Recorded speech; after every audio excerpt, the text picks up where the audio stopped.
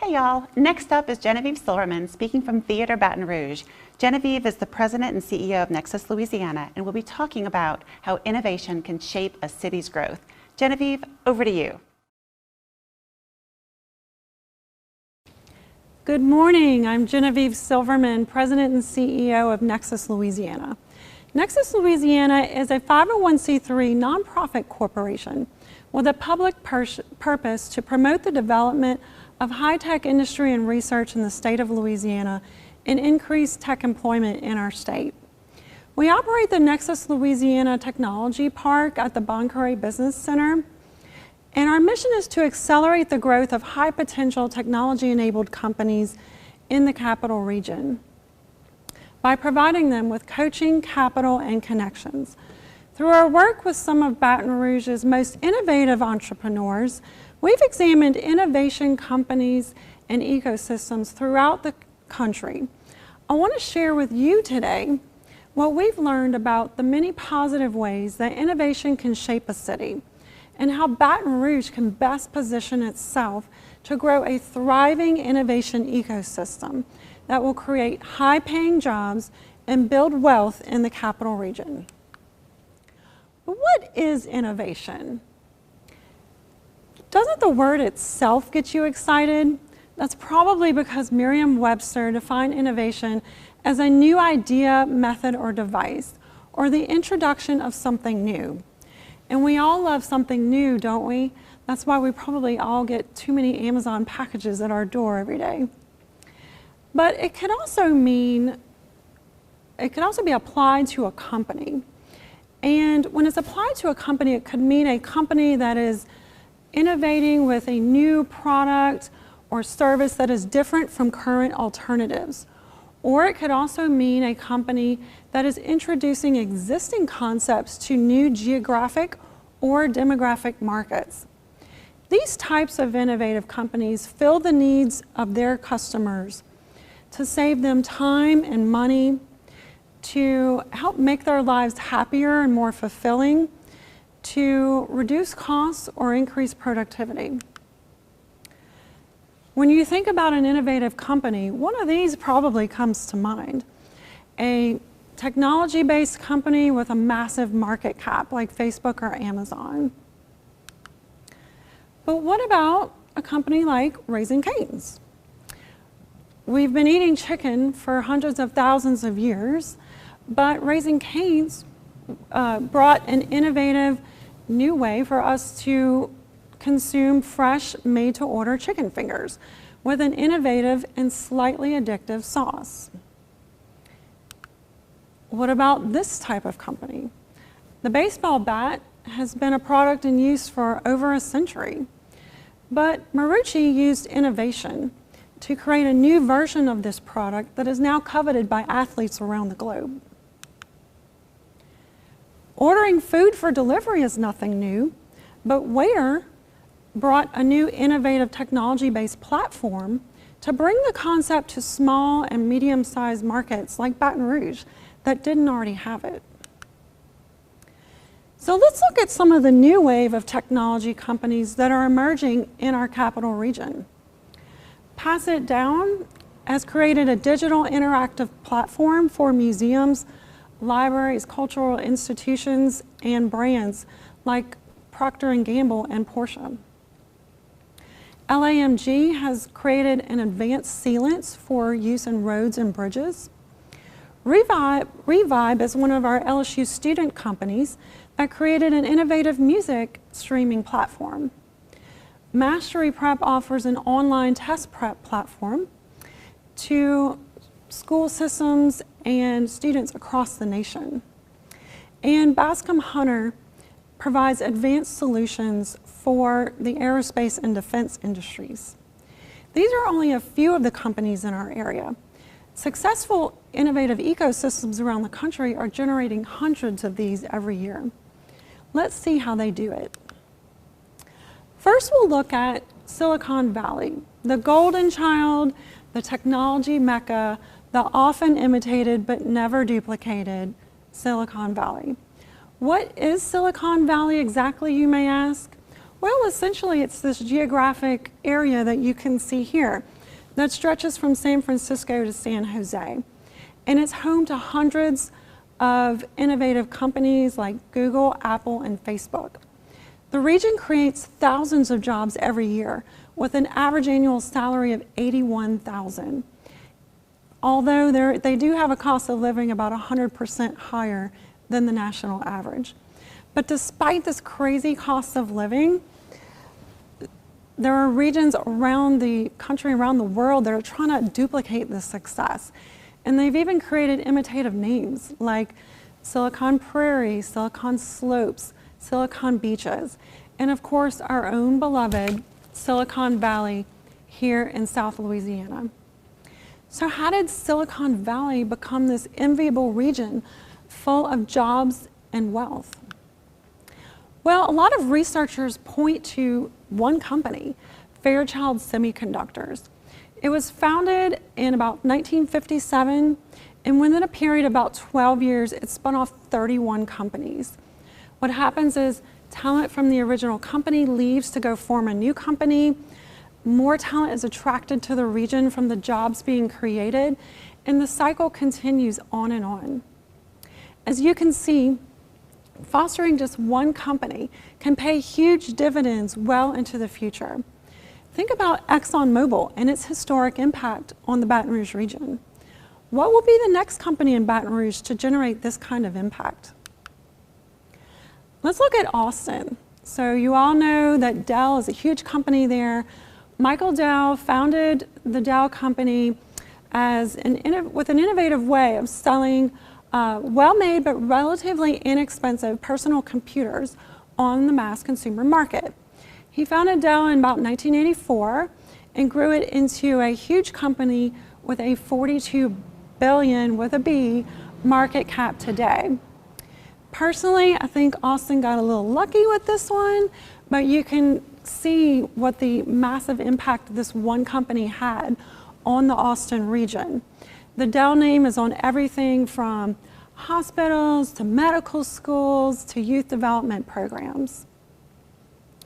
Innovation generates new wealth, and the benefit of that wealth spills over into the community in many ways. Pennington is an example of that wealth benefit here in Baton Rouge. So which emerging technology company or entrepreneur in our community will now be the next Pennington for our region? Boulder is an interesting case. Inc. magazine writes that without the help of oil, natural gas, or any monolithic industry, Boulder County ranks among the top 20 most productive metro areas in terms of GDP. The city also consistently ranks in the top 25 startup ecosystems globally and boasts more than 6 times the national average of startup companies, despite being a relatively small market at just over 300,000 in population. How did this happen? First of all, the city leaders intentionally limited the growth of the city in order to preserve its quality of life.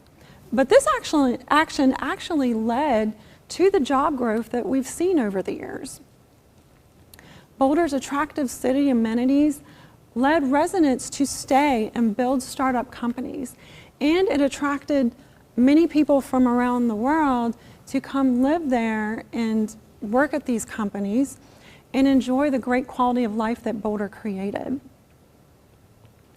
While the city has not seemed to intentionally focus on fostering startups, renowned venture capitalist Brad Feld wrote in his book Startup Communities about how Boulder's startup scene has grown organically by the entrepreneurs themselves, who celebrated failures, created meetups and other networking opportunities, and worked to connect the universities and existing industries to the emerging startup companies. The result is that while Boulder has a burgeoning tech scene, all sorts of homegrown companies have emerged, from biotech to food products to aerospace and other digital technologies as well, as you can see some of the examples here. Chattanooga is a city that the local media here in Baton Rouge loves to compare Baton Rouge to. It's another small river town with a smaller population than Baton Rouge. But Chattanooga has a hot startup scene with one of the highest numbers of startups per capita in the Southeast. This did not happen by accident. And it's not because Chattanooga is better at deploying startup resources than Baton Rouge is. It happened because in 2010, the city partnered with their public utility to become the first U.S. city to roll out a citywide fiber internet that reached 10 gigs of speed by 2015. That type of tech infrastructure, combined with the #1 lowest business costs for startups, attracted emerging technology companies in droves. I have a friend in Chattanooga that says he's personally talked to many startup entrepreneurs that said they came to the city specifically for that high-speed internet. The mayor said, "The fiber changed our conception of ourselves. The day before we turned it on, we had no belief we could become a tech city. The day afterward, when we became the city with the fastest, cheapest, most pervasive internet in the world, we started a mission to figure out how to use it." And they definitely did. They leveraged their fiber asset to build an innovation district downtown, this beautiful Edney Innovation Center that you see here. And they better connected the university, government, and other private sector businesses to their emerging tech sector. So as you can see, investment in infrastructure really matters. But infrastructure doesn't have to necessarily be funded by the government.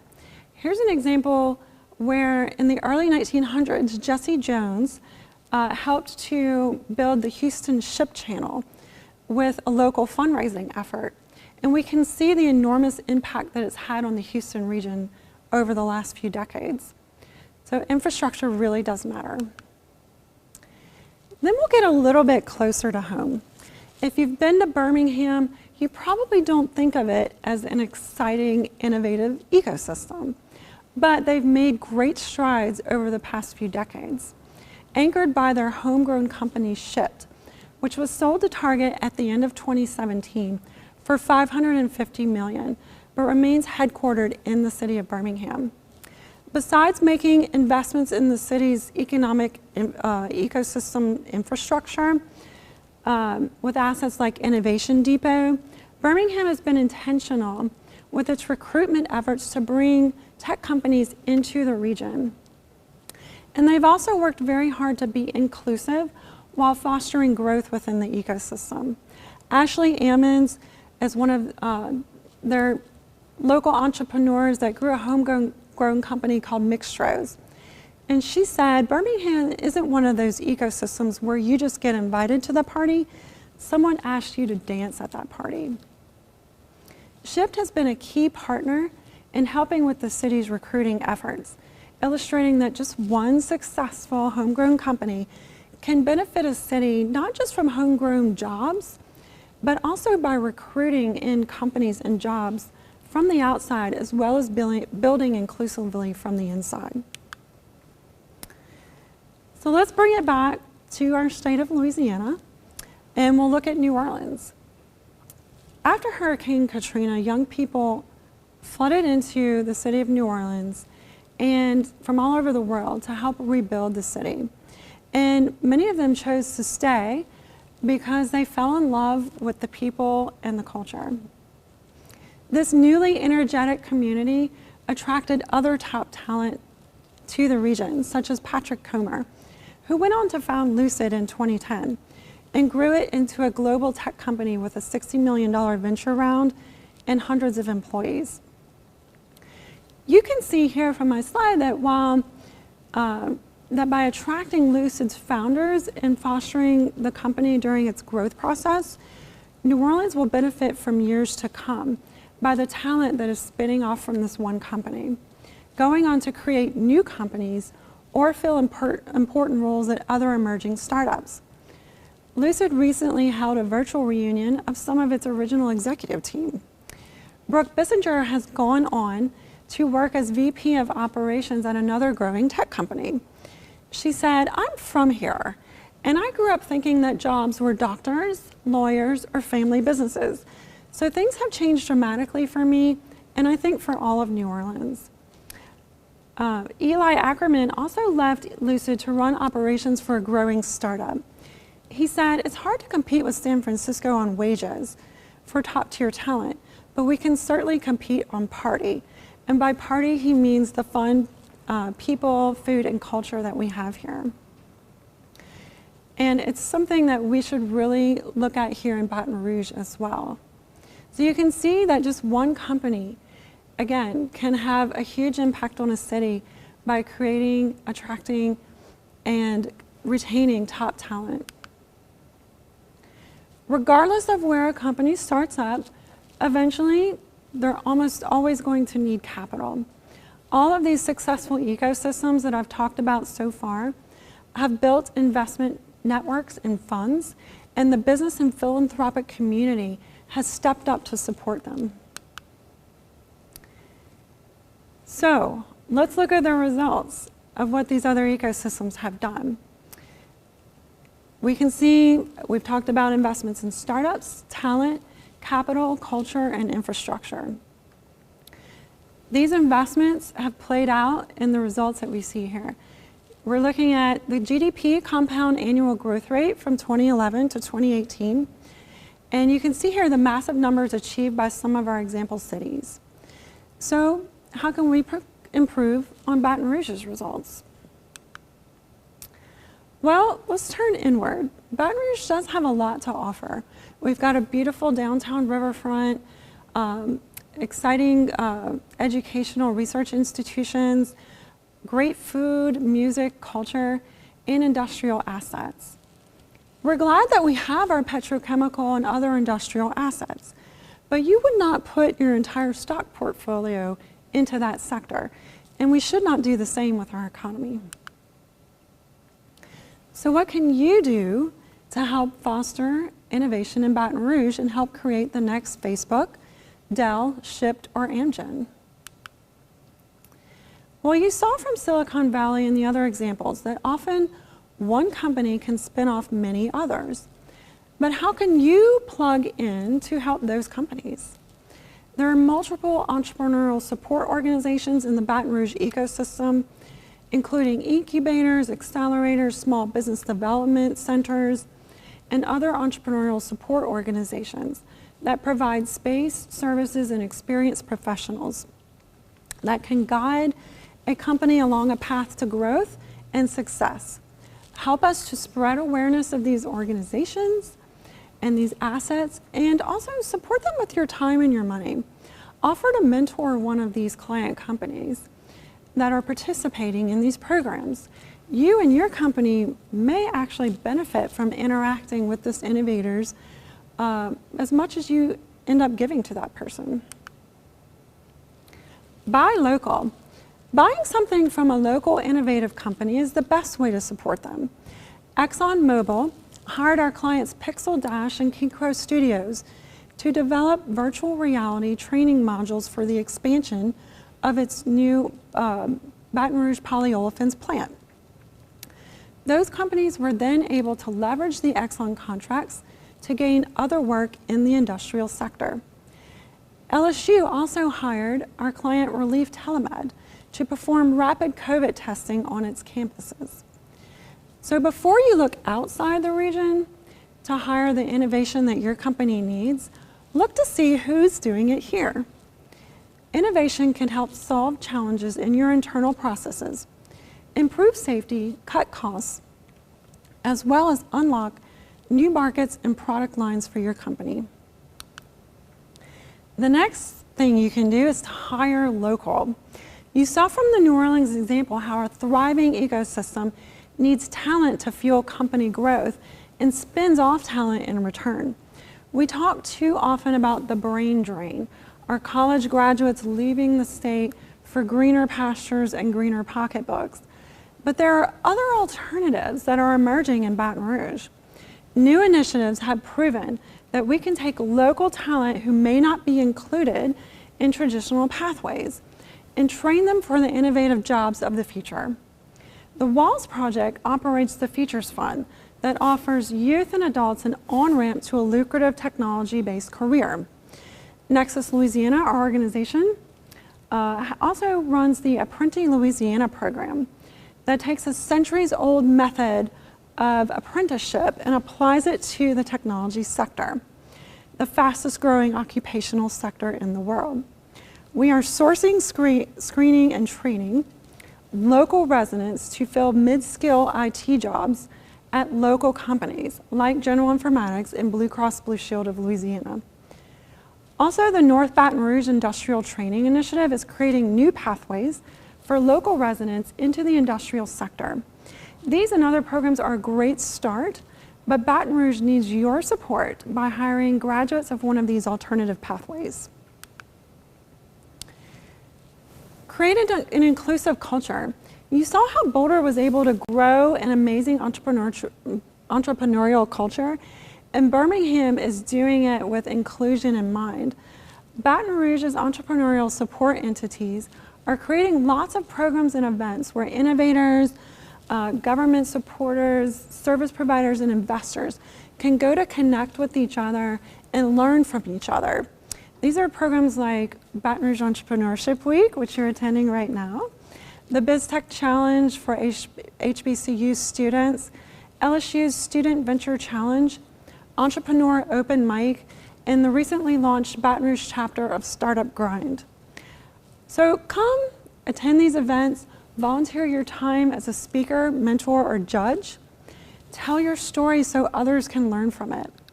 Show up. I'd like to see more engagement in these events from seasoned entrepreneurs and executives, as well as a more diverse group of participants. I want to see different people in the room every time. Invest. If you have the ability, please invest in our local companies. An innovative company needs a continuum of capital across each of the stages of development. The first money in to fund the imagining and proof of concept stages usually comes from the 3 F's: friends, family, and fools. You have to really love somebody, or I guess be very foolish, in order to invest at that stage. Next comes seed capital. Some ecosystems have seed capital funds that can then fund proof of concept in demonstrating stages. Innovation Catalyst, a venture development organization spun out of Nexus Louisiana in 2012, operates a seed capital fund to invest in Louisiana companies, but it's still small compared to those in other markets.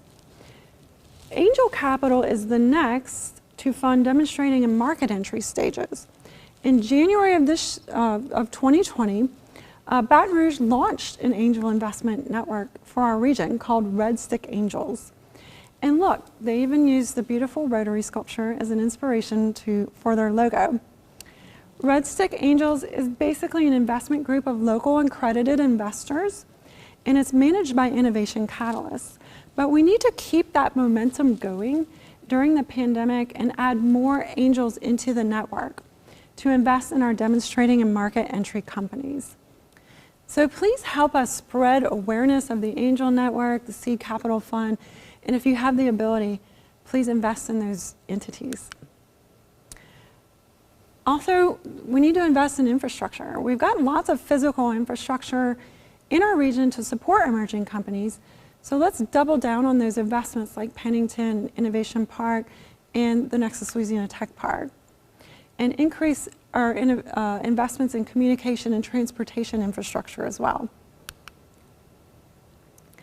And let's all tell a positive story about innovation in Baton Rouge. We have some amazing innovative companies here. I spoke about some of them earlier. Get to know them, support them, share their story as a success story of Baton Rouge. Baton Rouge needs to do better here. We too often work in silos, talk negatively about our city, or compete with each other rather than collaborate. We're not going to get very far that way. We need to work together to strengthen our innovation ecosystem by creating public-private partnerships, working together on events and programs connecting industry to innovative startups, and telling our story to the nation in a collaborative way. So I hope I've inspired you today to help us grow the innovation ecosystem. You see my contact information here. Feel free to reach out to me at any time.